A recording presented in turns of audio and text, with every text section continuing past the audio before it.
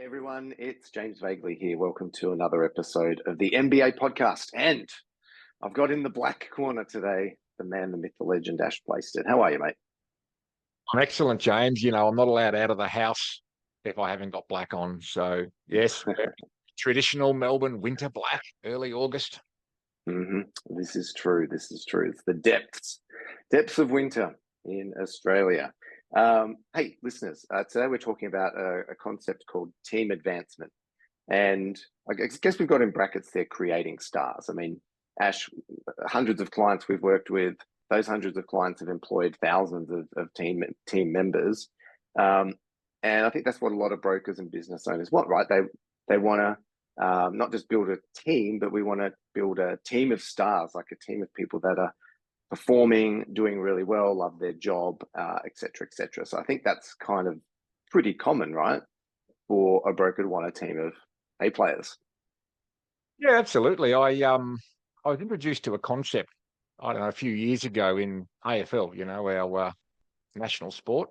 Sorry, all you rugby league and union fans, AFL, about making your business a talent factory, or in that parlance, making your club a talent factory. So I see a lot of connection with that culture. The culture where you are renowned for producing the best possible people, the best talent, the best people, the stars that everybody else wants.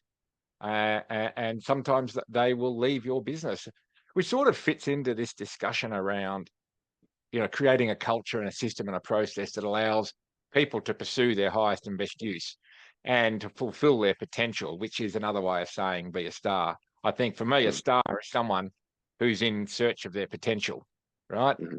Someone who's a star just because they've got the word star next to them. To me, it's about, does your culture allow people to pursue their potential? And if so, how do you do that? This is one of the secret sources, right? It is. That's the subject for today because we're talking about kind of creating stars and doing that through team advancement. So what does that even mean, listeners? Team advancement. Well, let's get some basics out of the way. I guess when we're building a team as a mortgage business, typically you, the listener, will be the business owner and the key broker. That's kind of normal for 99% of the industry. So as we teach our members, we want to build a support team around us to enable us to grow and scale, right? So we start adding in, we start offloading tasks that are repetitive and time consuming, and we can get done at a lower hourly rate than we're worth as the key broker. For example, loan processing, data entry, administrative tasks, even through to research, docs collection. There's a whole bunch of tasks in the mortgage process, Ash, that we look to take off our plate as the key broker. So that's kind of a 101 of team building. I think all our listeners know that that's the case, Ash. I don't know if there's anything else to add in that space before we get into this actual concept of today. Yeah, look, it's just a quick, interesting spin that you have got going there, or not a spin, a twist on the concept of AI and automation. I think there's a lot of fear and also excitement around AI.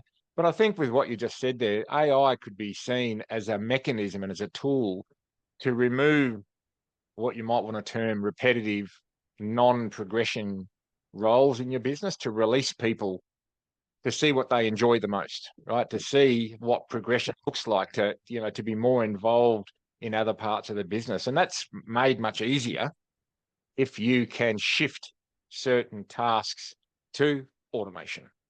Yeah, well, that's a big piece of this discussion, right? Like, we think about building a team and, okay, I'm the key broker, I'll get a processor or admin person, parabroker, credit analyst, settlements officer, all of these things we think of people, but we also need to be considering the automation or AI component in here too. And, um, you know, what I wanted to talk about, I guess, Ash, was this concept of team advancement. So um, it's not just about offloading, or the key broker, our listeners, offloading tasks to other people. It's doing that, but simultaneously making sure that everyone else in your team is also offloading tasks that they shouldn't be doing. So team advancement is not I think a lot of people approach this as I'm the broker, I'm looking to advance myself and focus on what I'm best at, give everything else to my team, and not really worrying about, are my team individually owning and thinking from the same concept? Like, so listeners, let's say it's yourself, key broker, let's say you've got a credit analyst or power broker, and you've got a loan processor. Let's just say it's the three of you. Most brokers would go, right, how do I free myself up to see more customers? I'll give everything to my power broker, credit analyst, and the loan processor to process the deals. I'm just out there knocking on doors, wheeling and dealing, bringing in deals. I don't think enough brokers, business owners, Ash, think, okay, what's my power broker doing? And are they doing anything that the loan processor should be doing? Like, is that loan processor advancing in their skills and doing their highest and best use all day, every day? And then even looking at your loan processor, are they doing only the tasks that are in their highest and best use? And are there certain things that they shouldn't be doing? So as the key broker business owner, you do everything, you give away everything apart from the bringing in the business and the bacon jobs. The credit analyst or power broker should just be working with clients, collecting documents, doing the credit policies, putting together proposals.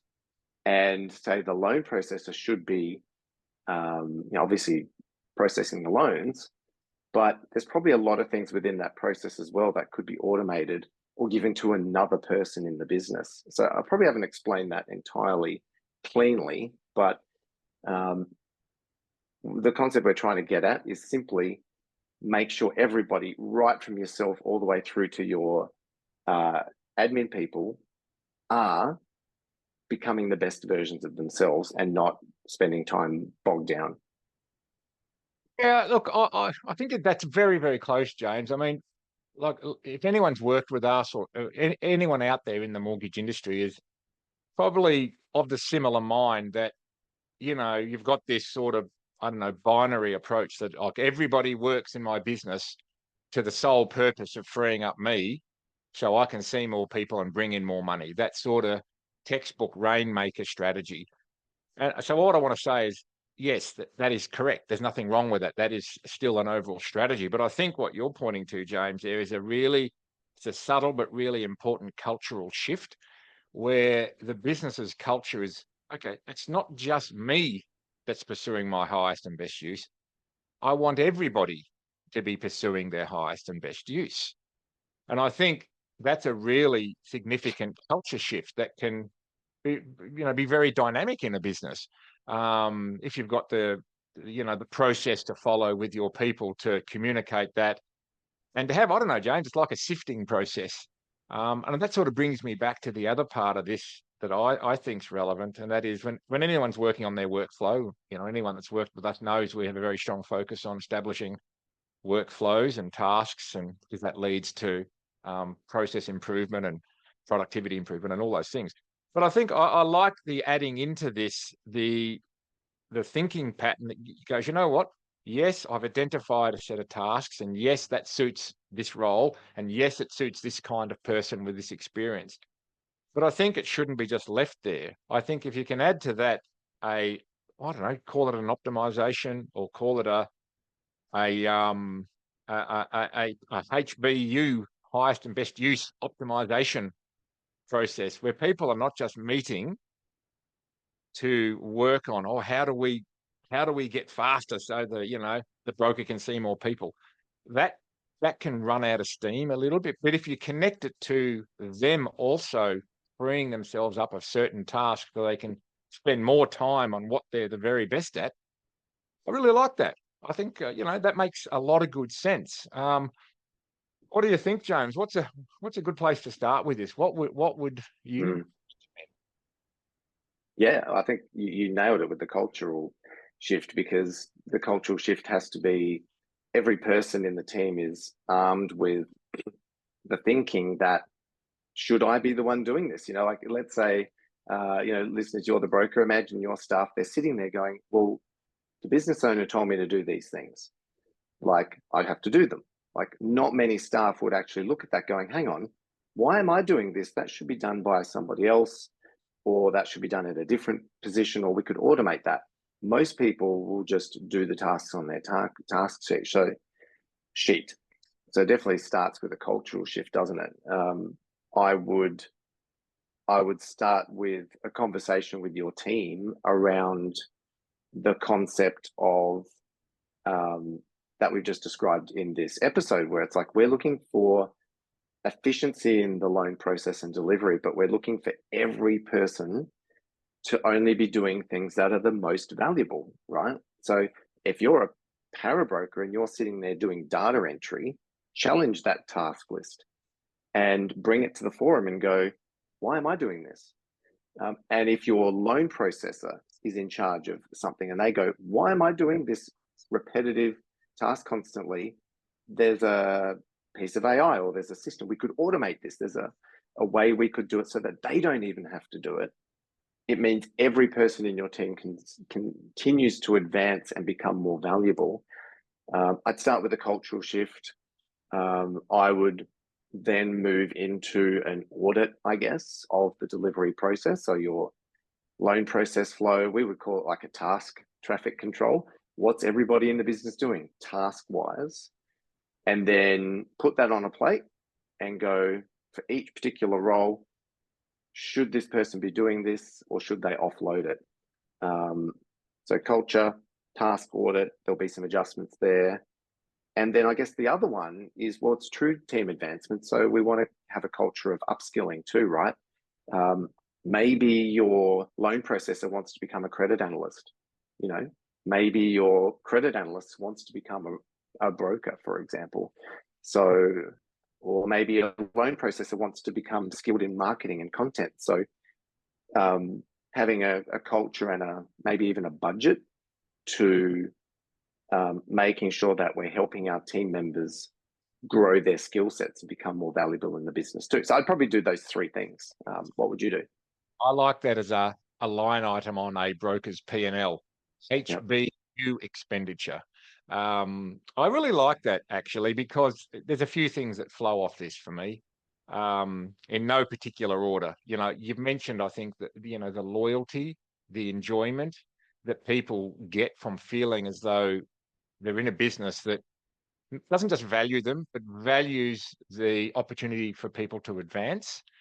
But it also offers the opportunity for people to pivot. Because I think a lot of people come into this industry thinking, I want to do this role, or, you know, I'm experienced, some of my background is this role. But actually, you know what? I found out that I actually like doing this the most. So, and I think if you don't have the right environment, people just stay quiet about that and festers a little bit. And, you know, that's a risk for the business. That's a risk for the business, for the people to just suddenly leave, or to be unproductive, or to be not happy. And we all know, you know, statistically, right, James, that businesses where people feel valued, empowered, and happy, and where there's progression possible, they're much more productive. So this is the other thing, of course, that flows off for me, is it's flipping AI upside down. So AI or automation is not a job taker, it's a job enhancer, right? So it's not a job taker. It's like, oh, AI is going to take my job. No, AI is going to start doing the stuff that's repetitive and simple, so that it enhances or gives you the ability to enhance what you enjoy doing the most, whatever that may be within the business. And I think off the back of that, it really allows a business to understand future capability, to grow the business, knowing that I don't have to keep hiring people to do certain repetitive tasks. I can hire people in on a career path. So I think that attracts better people. When I say better people, I mean maybe more motivated, or people that see the opportunity to progress. It's not just about the money. You know, you're not in a war necessarily. You know, you can get right people who are prepared to take a fair salary package, understanding that they're in a culture that they can flourish and pivot. It's almost part of the DNA of the business, right? We expect people to almost look at their day-to-day work and go, you know what? I think this could be done by someone else, or this could be done by AI, which would free me up to do more of this, which I think adds value to the Mm. business.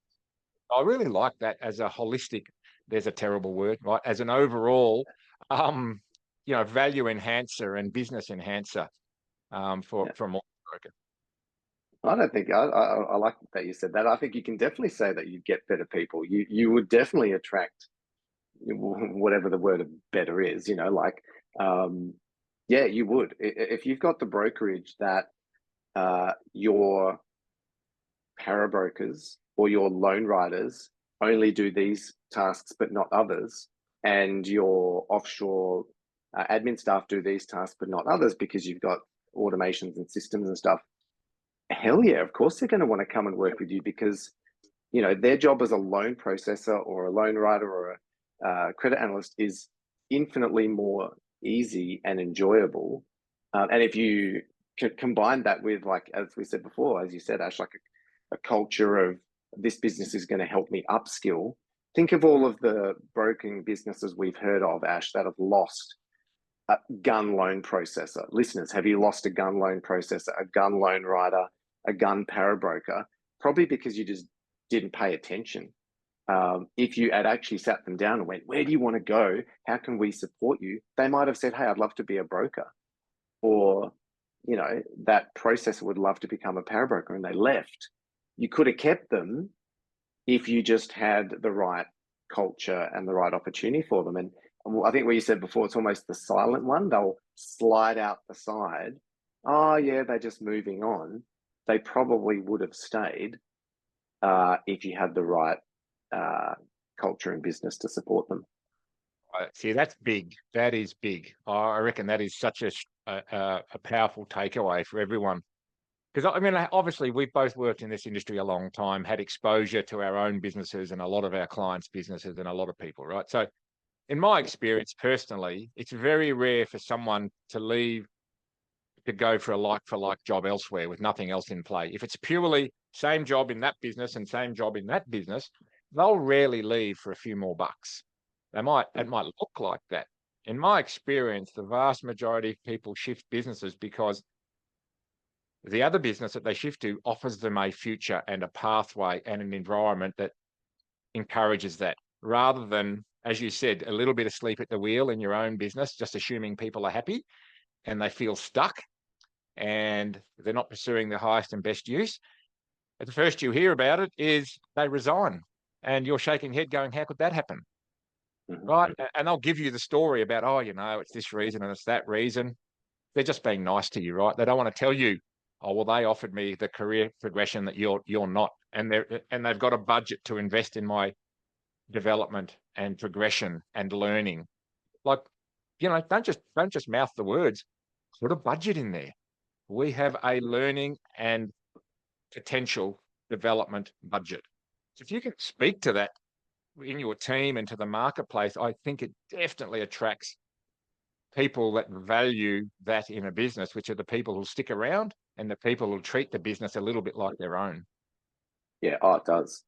Yeah, and but as we know, a lot of brokers don't do this, and unfortunately, one of the biggest issues we see is busy brokers that are successful that build out or start building out teams, but they're so busy just trying to deal with all of the loans and keep those loans pumping through. They don't really have the time or skill set to actually start leading their team and using these sorts of strategies, like advancing their team. And I hope this is maybe a wake up call as well for anyone that has started to build a team around them.